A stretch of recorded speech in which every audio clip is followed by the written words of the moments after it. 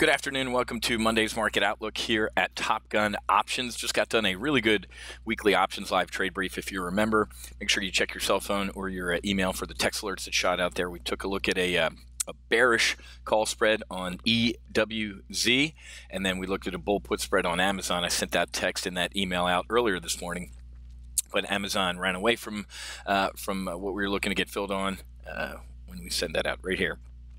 Send it out right there. Now looking at a rip your face off rally in Amazon, which is good news. It's up 2.8% since I sent out that bull put spread. So I didn't get a fill, so that's why we took a look at the bearish spread on EWZ. So make sure you check your emails. Going to be a big week. It's a little shocking to me that our markets are ignoring this. What happened in Ukraine yesterday. Today, there's martial law in Ukraine. Yesterday, Russia had a collision at sea with some Ukrainian naval vessels, and the Russian Navy seized 3 Ukrainian naval vessels, took their sailors, put their hands up, all sorts of stuff. This isn't good. Why do we care about Ukraine? Well, first of all, it's a former Soviet Union state that for years, thank you George Bush, Obama, Clinton, wasn't allowed to join NATO. Why? Because we didn't want to inflame Vladimir Putin. Well, how can you inflame a guy anymore after he invades Crimea, he invades eastern Ukraine, and shoots down a civilian airliner? Bill Clinton, when he said, hey, you can't join NATO because we don't want to upset the Russians, signed a defense agreement that says if Ukraine is ever attacked by Russia, we will defend it.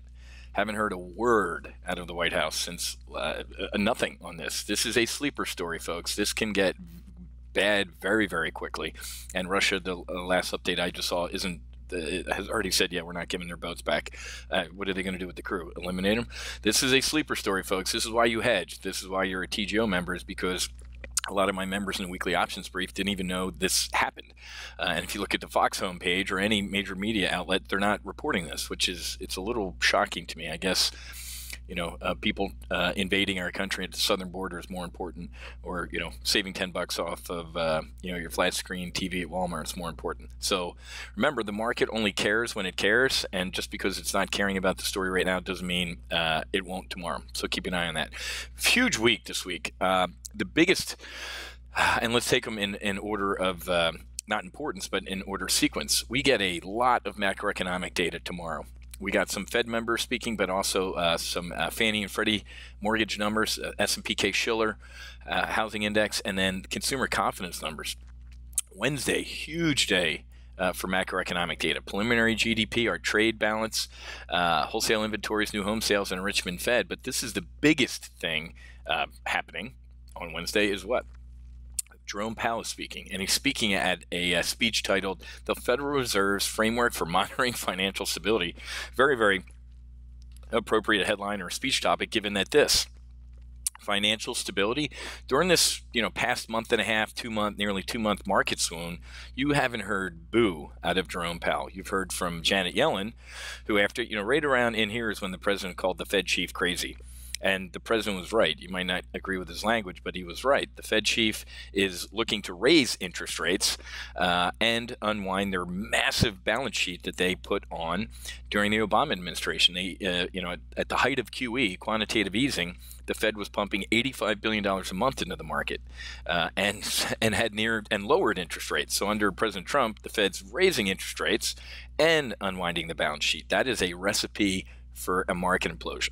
Don't get me wrong, I think that should happen. Things should be allowed to fail. I did not agree with the Federal Reserve or the U.S. government bailing out banks and getting involved in a financial crisis in 2009. Things have got to be allowed to fail. One of the reasons this country's in poor shape that it's in many areas is the whole attitude of everybody gets a trophy. They don't.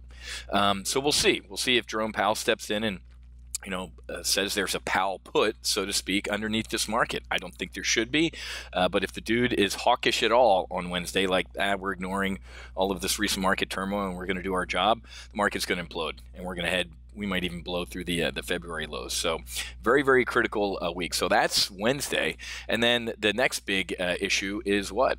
We have President Trump and Xi Jinping meeting at the G20 summit. Going to do some lunch and see what's going to go on with the trade war. The trade war it's going to get a lot worse before it gets better. I get that maybe a handshake or some smiles might be a little bullish for the market, but the devil's in the detail, folks. And China right now sees no reason to negotiate with the president. They see a weakened president after the midterms. They see a weakened president with crazy Maxine Waters, wanting to investigate and this and impeach, and we're going after Wall Street banks again and get the CEOs up here. This does not bode well. So I predicted the election of Trump. I predicted the market rally. I'm going to predict for the next 2 years it's going to be an absolute shit show with the Democrats in charge of the House. They're already little Adam Schiff, Congressman Schiff, is already talking about investigating the president's ties to Saudi Arabia and his financial dealings. This is just the market doesn't like this stuff, folks. But anyway, other than that, Ms. Lincoln, how was the play? Dow's up about 300 points right now, opening higher. Global stocks gain. Big, and not only a big Black Friday, it was Thanksgiving. What do we call it? Turkey Turkey Thursday. A lot of Black Friday sales were pulled forward to Thursday. People, instead of hanging out with their families and having a good day, were online shopping or going out to stores, which it's maddening. Anyway, Black Friday online sales hit a record-setting 6.2, and then I saw some early Cyber Monday sales, which says this is the best one on record, which is good. But I expected a little bit more. Well, actually, as I'm talking here, Amazon's reached a peak here. Let's take a look at the XRT, the retail ETF. A nice 2% pop. So this is good, but we really need this to give some more airspeed to our jet right here, because I'm seeing a lot of potential bearish stuff out there. Oil, I get it, it bounced off of 50-ish, but cheap gas is not good for the economy, folks.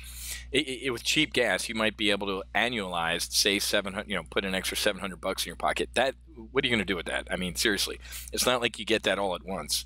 Just, the $5 you save, at the pump per week, is not going to offset, 30,000 jobs from Schlumberger or, Midland, Texas, getting shut down, or Baton Rouge, or the oil platforms, or Exxon canceling, big ship contracts.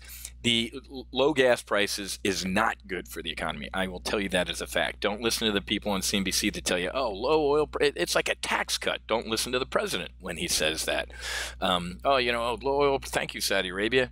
And they stabbed the president in the back last week after the president more or less says, hey, even though my CIA says that MBS was involved in that quote-unquote journalist killing, you can't prove it. So thank you, Saudi Arabia, for low gas prices. And the next day, it's reported that Saudi Arabia was actually planning to flood the market and drive prices even lower. So with friends like that, right? So got to keep an eye on oil.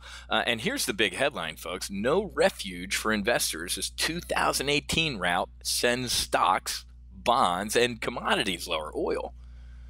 And even I'll throw gold in there, folks. And they say the market's covered with a copper roof, right? Copper, all silver. When every asset class is going down, this is it ain't good. So we kind of held on Friday, even though it was a half a trading day and very low volume. I like the rally today, folks, but I'm bearish. I continue to be bearish, just for everything that we're talking about. And here's a couple other reasons. Morgan Stanley, when you see the blue blood banks, say that 10 times fast, downgrade U.S. stocks to sell, Bank of America. There's a big Fed panic forming. And Goldman Sachs for 2019, raise cash, get defensive, and look out below if this trade war gets more serious. So that not too bullish headlines there, folks, to be honest with you. And then, like I said, this village idiot, Maxine Waters, and the rest of the Democrats investigating instead of legislating for the next 2 years is going to be horrific for the market. So I know Larry Kudlow, the market whisperer, was trying to calm everybody down last week. I don't see a recession or anything like that. I got to be honest with you, man. I think the Fed's always late. Never in the history of our Federal Reserve have they engineered a, quote, soft landing. It's always been a little bit of a crash. They should have been raising rates 2-3 years ago. Well, towards the end of the Obama administration, they didn't. And I laugh when people tell me the Fed's not political. Almost as big as of a laugh as when Chief Justice Roberts said, judges aren't political. There are no Trump, Bush, or Clinton judges. It's an absolute lie. And Justice Robert looked like a complete idiot. There was a guy on the Ninth Circuit Court. One of the judges raised $200,000 for Obama. You're going to tell me that's not an Obama judge? Come on, Justice Roberts. Why, during the Kavanaugh hearings, did Democrats throw everything, including the kitchen sink at Kavanaugh? So stupid. Anyway, sorry for that rant, but the Federal Reserve not being political is comical. I think the Democrat Federal Reserve chiefs are, and the Republicans aren't. I mean, Jerome Powell's trying to do his job here and engineer some sort of soft landing, but it's not going to happen. So, got to really change your sails here, guys. You got to flip this chart upside down instead of being bearish right now. If this looks like a rally, flip it upside down. Pretend this is the market going down and this is it going up. There's a double bottom right there technically, and kind of a double top if you're standing on your head. And I think we head lower, folks. I think we head lower to the February lows before we get better. How can I? And I want to be wrong on this. How can I be wrong? I don't know.